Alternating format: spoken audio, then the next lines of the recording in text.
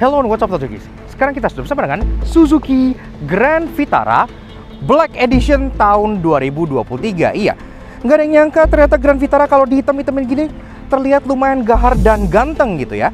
Dan yang waktu kemarin kita kan pernah review Grand Vitara di bagian sebelah sini, tapi kan itu hanya static review aja. Jadi sekarang kita sekalian nge-review rasa berkendaranya kayak apa sih? Penasaran? Yes, apakah betul mobil ini selemot yang dibilang, senyaman apa, dan yang penting, seirit apa dibanding dengan hybrid asli seperti contohnya Toyota Yaris Cross gitu ya. Karena itu yuk kita kupas luar dan dalam. Start your race.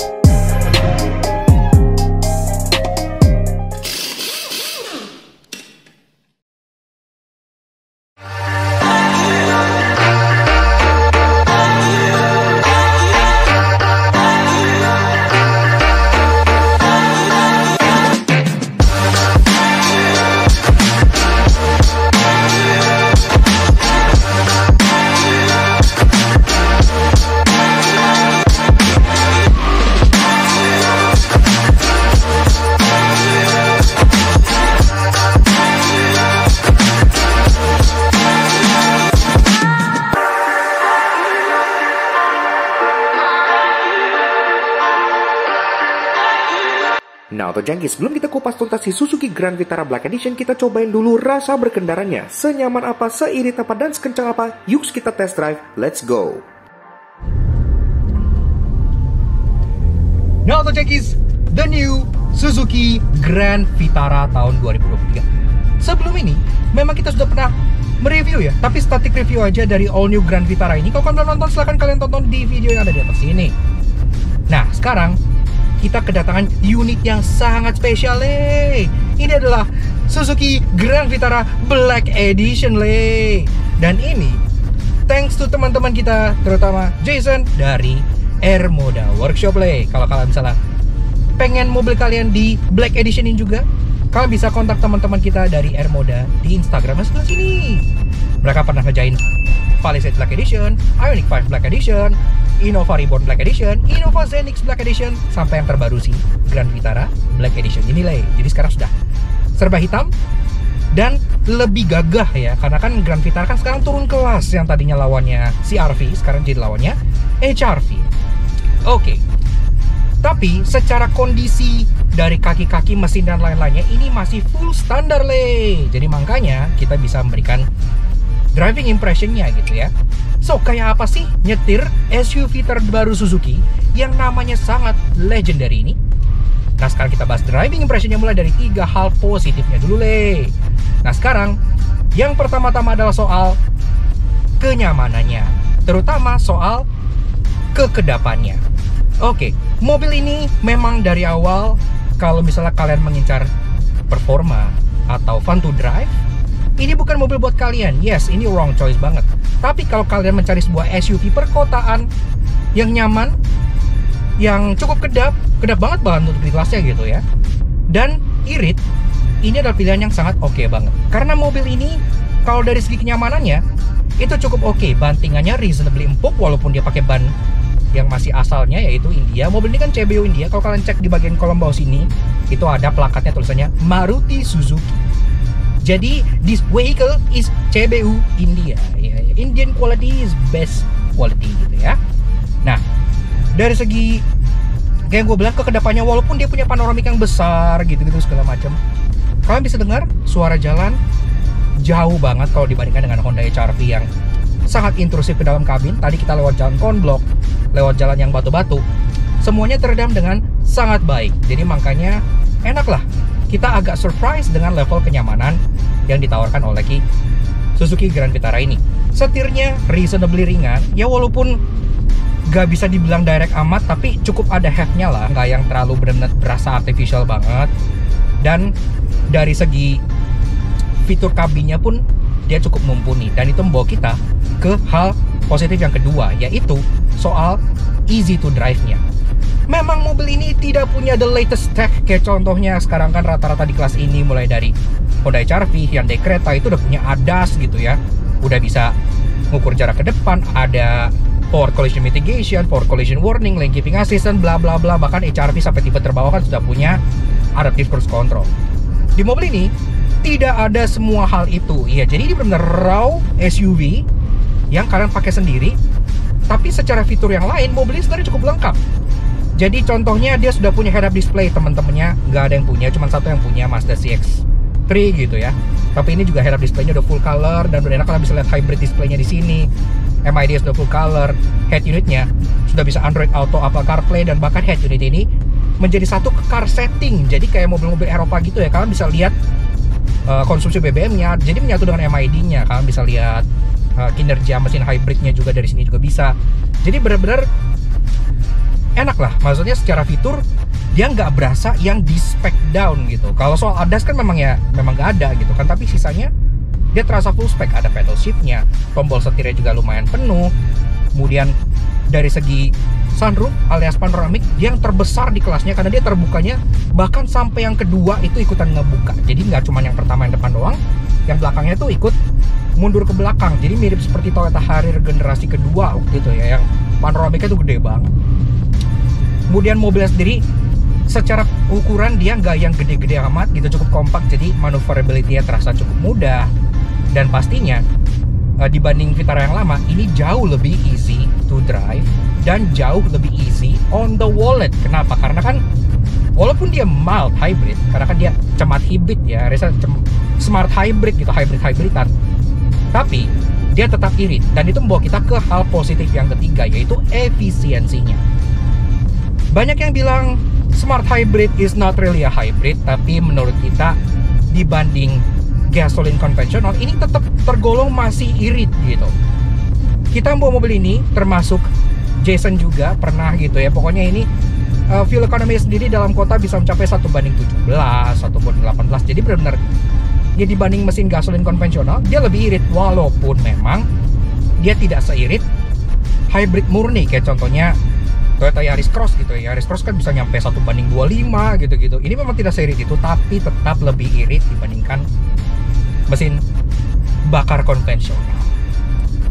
Dan semua itu di-wrap di sebuah package yang menurut gua cocok sebagai mobil harian dalam kota. Iritnya dapet, nyamannya dapet, performanya enggak. Tapi ya buat dalam kota kan kalian nggak butuh performa yang gimana-gimana. Toh ini pun digas jalan udah cukup. Dan itu membawa kita ke hal negatif ya, karena tidak ada mobil yang sempurna. Sekarang kita bahas 3 hal negatif dari driving impression si Suzuki Grand Vitara ini. Yang pertama-tama adalah soal performanya. Iya, sekarang gue jadi tahu kenapa Suzuki R3 dan XL7 tidak menggunakan mesin baru dengan transmisi baru yang seperti ini juga, yang sekarang juga dipakai di India ya. Kenapa? Karena mesin baru dan transmisi baru ini lemot. Iya, berasa lemotnya. Oke, kita kick down.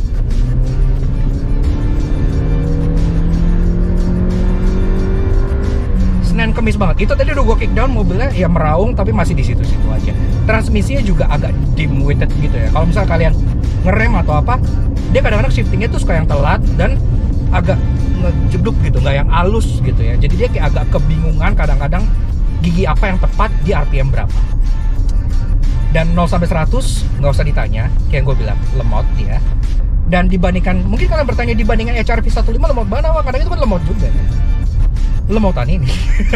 Jadi kalian bisa kebayang lemotnya itu kayak apa. Tapi balik lagi, mobil ini kan bukan untuk mencari performa. Kalau kalian mencari SUV buat dipakai dalam kota, bisa jalan lumayan irit dan lumayan nyaman, ya sebenarnya ya udah nyaman-nyaman aja sih gitu. Asal kalian nggak di lampu merah, kalian ketemu Seltos Turbo terus kalian adu drag race, ya otomatis kalian akan hilang. Kemudian yang kedua adalah soal ADAS. Iya, tadi gue udah bilang mobil ini salah satu kelemahan terbesarnya adalah ADAS-nya tidak ada, bukan tidak lengkap lagi ya. Biasanya gue kalau review mobil suka bilang mobil ini ADAS-nya tidak lengkap. Kalau ini, mobil ini ADAS-nya tidak ada, karena memang dia tidak memiliki advanced driving sama sekali. Ya cruise control aja, dia nggak punya blind spot monitoring, dia nggak punya RCTA atau yang bahkan kalian ngomong X-Force itu ADAS-nya nggak lengkap, karena kan X-Force cuma RCTA doang, cuman blind spot warning doang. Ini nggak ada sama sekali gitu. Jadi benar-benar ya udah seperti mobil tahun 2010, 2015 yang memang ya driving aid-nya ya kalian sendiri gitu. Ya SCBS lah ya, sistem canggih berhenti sendiri, itu kalian sendiri yang injek rem, tidak dibantu oleh mobil. Tapi ya sisi positifnya sih, kalau kalian misalnya lane change atau apa yang nggak ada yang nggak ada gitu ya, jadi semuanya ya very conventional. Kemudian yang ketiga adalah soal namanya. Ya menurut gua mobil ini nggak pantas pakai nama Grand Vitara. Mungkin pantas kalau kalian ada di tim marketingnya, karena kalau dilihat dari marketing standpoint, pakai nama legendaris itu sangat-sangat membantu penjualan, dan terbukti orang pun banyak yang beli mobil ini karena ya pengen punya Vitara gitu kan. Vitara adalah nama yang sangat legendaris kan. Tapi untuk sebuah SUV yang turun kelas, yang sekarang jadi lawan compact SUV, menurut gua pribadi ini mobil tuh lebih cocok dikasih nama Escudo atau bahkan Sidekick. Karena kalau kalian ingat dulu tuh sebenarnya ada Suzuki Vitara, ada Suzuki Escudo, ada Suzuki Sidekick, dan Sidekick itu adalah yang paling bawahnya gitu kan. Kalau ini dikasih nama Sidekick, menurut gua tuh keren, pas gitu. Nantinya untuk Grand Vitaranya ada mobil yang di atasnya lagi yang buat lawan CR-V. Karena kan sekarang Suzuki belum punya tuh SUV yang lebih gede dari ini yang buat lawan CR-V. Mobil Suzuki terbesar sekarang yang bisa kalian beli ya versi Suzuki dari Nova, dari Zenix gitu, dan itu bukan SUV, udah berubah jadi MPV. Jadi masih ada slot kosong di line-up Suzuki buat mereka isi ya sebagai SUV yang proper, yang benar-benar buat lawan CR-V. Tapi kalau kalian gak mentingin heritage, gak mentingin soal nama, siapa yang peduli kan, it's just a name gitu, sepertinya itu nggak akan nge-piss off kalian sama sekali. Karena itu setahu gue sih itu cuma nge-piss off orang-orang yang memang entusias dan peduli dengan sejarahnya Suzuki. Sama aja kayak pas mereka ngeluncurin XL7 baru di Indonesia, yang XL7 kan sekarang basicnya R3 yang dikasih popok gitu kan. Zaman dulu kan XL7 adalah Grand Escudo yang versi panjang 7-seater, mesinnya V6 gitu gede gitu. Di Amerika pun sempat ada penerusnya yang gede gitu kan. Tapi sekarang jadi SUV. Itu banyak yang pissed off. Dan di Grand Vitara ini pun sama kasusnya, banyak yang pissed off juga. Tapi untuk pembeli umum yang tidak peduli, ya udah beli aja, nggak masalah sih. Dan secara overall, menurut gua rasa berkendara dari si Suzuki Grand Vitara ini memang urban banget. Dia tidak ada varian all-wheel drive, dia semuanya front-wheel drive, mesinnya dituning untuk efisiensi, performanya pun adequate. Gue nggak bilang ini performanya buruk banget ya, tapi ya cukup aja buat kalian pakai dalam kota gitu. Kalau kalian di market sebuah compact SUV yang pengen dipakai harian, mencari irit, mencari nyaman, mencari kedap, mencari easy to run, dan mencari mobil yang easy to drive, misalnya kalian beli mobil ini untuk mertua kalian, beli mobil ini untuk ayah kalian yang udah mulai berumur misalnya, udah nggak mentingin performa lagi, ya menurut gua Grand Vitara ini adalah opsi yang cukup oke. Kenapa? Kan karena orang tua biasanya ADAS tuh malah bikin bingung ya, malah kayak terlalu canggih tuh kadang-kadang kayak ini apaan sih, bunyi-bunyi nggak penting banget gitu kan, malah bikin pusing. Orang tua sukanya yang lebih manual, yang lebih semuanya sebar sendiri, ditambah dengan 88 yang memang ya yang ngeproses informasi itu kalian. Jadi contohnya ya dikasih head up display, kalian bisa lihat, ya kelihatan informasinya, kalian ngeproses sendiri. Sisanya ya kalianlah yang mengontrol mobilnya tanpa ada intervensi dari mobil itu sendiri.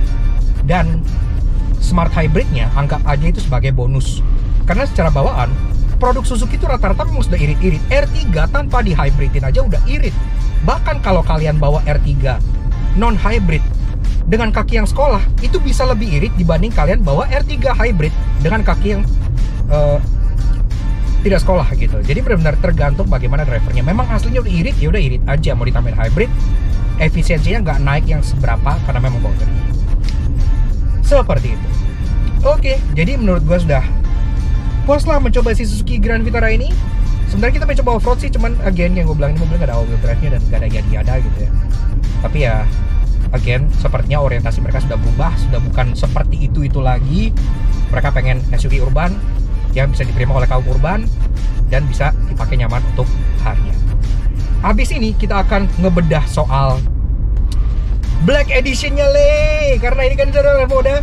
Ini soal Black Edition, sekarang semua mobil dihitam-hitamin, semua pada demen yang serba hitam kelam lekam gitu ya. Jadi apa aja sih yang telah diubah oleh Air Moda Workshop dari si Suzuki Grand Vitara ini sehingga dia layak disebut Grand Vitara Black Edition? Yuk simak perbedaannya habis ini. Let's go! Oke, rasa berkendaranya udah, sekarang kita lihat detail dari Suzuki Grand Vitara Black Edition. Apa aja yang sudah di Black Edition kan? Kita telah satu-satu, let's go. Nah, Otojaki, Suzuki Grand Vitara Black Edition. Kelar mencoba rasa berkendara yang cukup bikin kita penasaran, ternyata memang teruji ya. Kita pun udah merasakannya. Mobil ini itu benar-benar comfort oriented banget. Kalau kalian mementingkan performa, mementingkan fun to drive, ini sama sekali bukan mobil untuk kalian.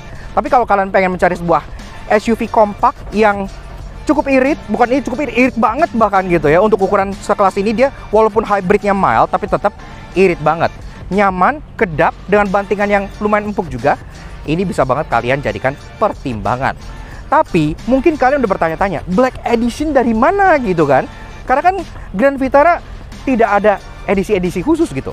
Nah memang untuk Grand Vitara yang satu ini telah mendapatkan Black Edition thanks to teman-teman kita dari Air Moda Workshop. Iya, Air Moda sendiri sudah mengerjakan banyak banget mobil yang sudah dijadikan Black Edition oleh mereka. Pernah bikin Palisade Black Edition, Innova Reborn Black Edition, Innova Zenix Black Edition tuh banyak banget. Tapi karya terbaru mereka yaitu yang Grand Vitara ini. Jadi kalau misalnya kalian pengen nge-Black Editionin mobil kalian, itu juga bisa. Karena kan di Indonesia banyak orang yang demen mobilnya tuh serba hitam kelam gitu ya. Kayak hitam semua gitu. Katanya itu lebih sangar, katanya. Kayak gitu kan. Kalian bisa kontak teman-teman kita via Air Moda di Instagram sebelah sini. Atau CP-nya di bagian bawah sini. Seperti itu. Thank you banget Bro Jason yang udah nyamperin kita untuk ngasih kita ngulasi Suzuki Grand Vitara yang lebih sangar ini. Ngomongin Grand Vitara, kita memang sebelumnya pernah nge-review secara lebih lengkap ya, static reviewnya. Kalau kalian pengen nonton, kalian bisa tonton di video yang satu ini. Di sini kita hanya menjelaskan bedanya apa aja Grand Vitara Black Edition ini dibanding Grand Vitara yang asli bawaan pabriknya. Nah, kelasnya sendiri, memang Grand Vitara itu agak sedikit turun kelas ya. Tadinya kan Grand Vitara itu lawannya tuh Honda CR-V, Nissan X-Trail, dan gitu-gitu. Nah, tapi sekarang, dia malah jadi lawannya Honda HR-V, Kia Seltos, Hyundai Creta. Jadi agak lebih mengimut. Dengan adanya di item-itemin kayak gini membuat Grand Vitara jadi lebih sangar dan lebih cowok lah intinya.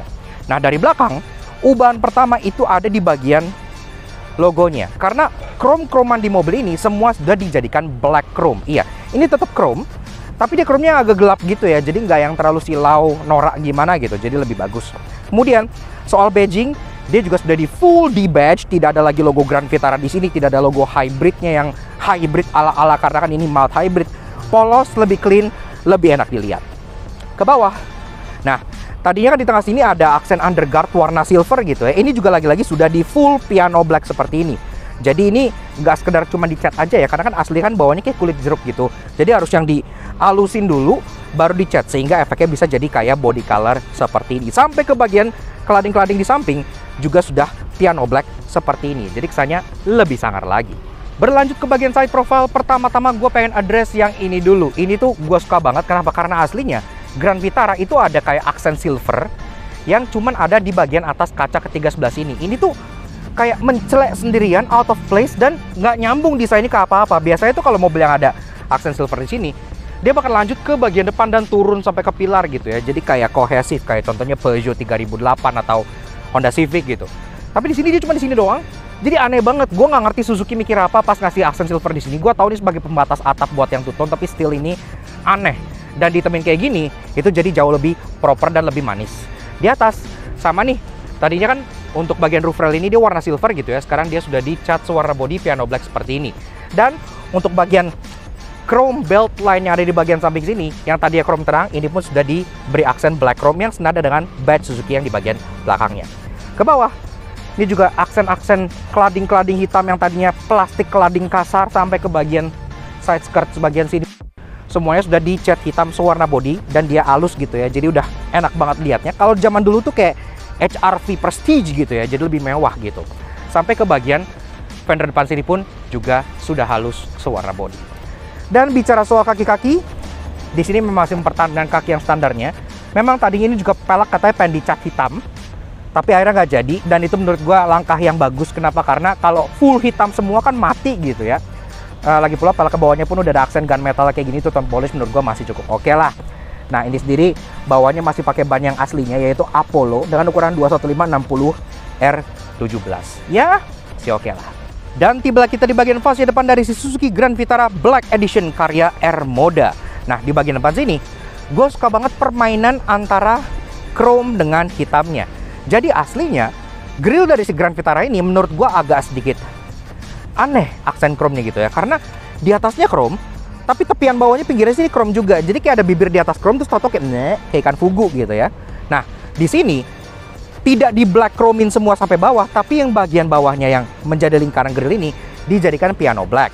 Sedangkan di atas yang aksen grill yang nyambung ke lampu ini dijadikan black chrome. Manis banget karena ini juga ketemu sama logo Suzuki di tengah yang besar yang juga sudah di black chrome kan. Nice lah. Oke lah, permainannya itu nggak yang asal nge-chromein, tapi juga ada perpaduan yang dipikirkan. Kemudian untuk bagian lampu ini juga tadi headlamp surround ini kan headlampnya kan proyektor LED di bagian sini ya. Di bagian atas kan dia daerah lampu senja dan lampu sen aja.